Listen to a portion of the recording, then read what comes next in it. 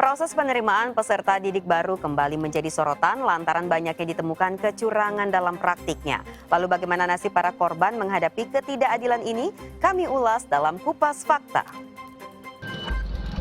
Berapa meter, Bang? Berapa, Bang? 59, Bang? Segini 50 doang. Ada tadi, Bang, ketemu, Bang, nama siswanya? Nggak ada, siswanya di depan tadi kosong, nggak ada yang daftar di SMA, makanya bingung gini. Waduh, kacau.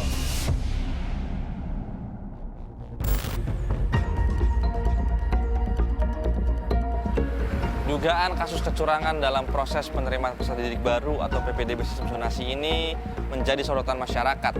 Adanya keluhan dari beberapa orang tua lantaran anaknya tidak dapat masuk ke sekolah tertentu, padahal jaraknya berdekatan. Lantas, bagaimana nasib orang tua dan siswa yang menerima ketidakadilan ini dalam sistem PPDB zonasi ini? Bersama-sama kita kupas faktanya. Tahun ini terdapat 4.791 calon siswa yang penerimaannya dibatalkan lantaran ketahuan memalsukan data. Kasus paling banyak terkuak di Kabupaten Bogor dengan 1.365 kasus, disusul Kabupaten Bekasi dan Kabupaten Bandung. Fakta ini membuat kecewa orang tua yang anaknya kesulitan untuk mendapatkan sekolah yang dekat dengan rumahnya, walau sudah dengan sistem zonasi. Salah satunya Joko, yang kecewa lantaran anak putrinya tidak masuk SMA 1 Bogor. Walau jarak rumahnya hanya 198 meter, tapi jatah kursi siswa justru diisi mereka yang rumahnya jauh dari SMA 1 Bogor. Sekarang kalau misalnya zonasi, kan kita dapat yang untuk sementara baru 45 orang itu, 4 yang beralamat di Bogor Tengah, zonasinya SMA Negeri 1. Selebihnya Kabupaten Bogor, Bogor Selatan, Bogor Barat, Bogor Timur, dan Bogor Utara yang jauh banget dari jalur zonasi. Jadi saya berani ngomong ini karena anak saya ngomong, tolong dong diperjuangkan hak, tolong kan diberikan keadilan gitu.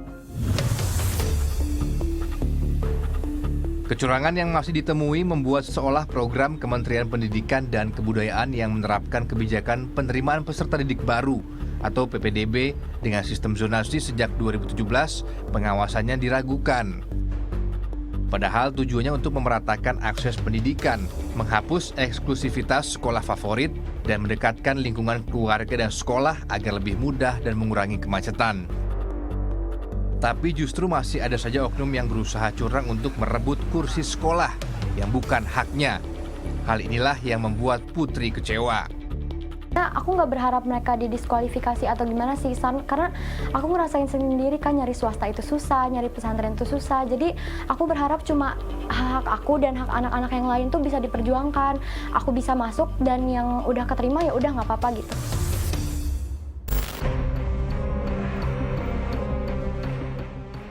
Ini bukan kali pertama lantaran permasalahan dalam sistem PPDB zonasi ini diindikasi sudah terjadi sejak tahun-tahun sebelumnya. Dari mulai ditemukannya adanya pungli dengan dalih seragam, jual beli kursi hingga pemalsuan KK dan sertifikat. Dan salah satu kota dengan ditemukannya banyak kecurangan pada tahun ini adalah Bogor.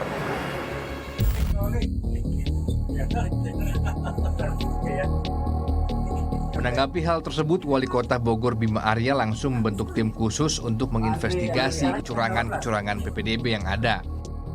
Bima menambahkan bahwa PPDB ini masih perlu membutuhkan banyak evaluasi dan perbaikan sarana prasarana. Jadi ada sekitar 208 di tingkat SMP yang kita anulir dan diskualifikasi, jadi otomatis yang bawah naik. Gitu. Jadi itu yang terjadi sekarang dan saya minta inspektorat untuk merekomendasikan nanti ke saya perbaikan sistem itu ke depan apa. Dan saya minta kalaupun ada yang terlibat di internal ya harus dapat sanksi. Kalau kita nggak benahi, kalau kita nggak tegas, kalau kita nggak perbaiki sistemnya, maka tahun depan akan terulang lagi.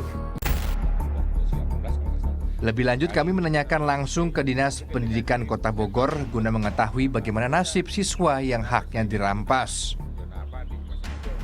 Yang pertama kan itu juga ada sekolah swasta ya. Jadi kalau memang kita arahkan ke sekolah swasta. Tapi kita juga ada perintah dari Pak Wali juga begitu ya.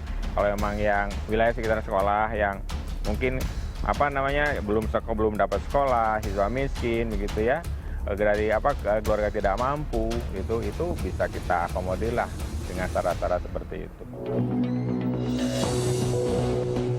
Faktanya masih banyak temukan kecurangan dalam sistem PPDB zonasi ini, sehingga diperlukan banyaknya evaluasi serta pembenahan guna memperlakukan PPDB ini sesuai dengan tujuan awal diberlakukannya sistem ini.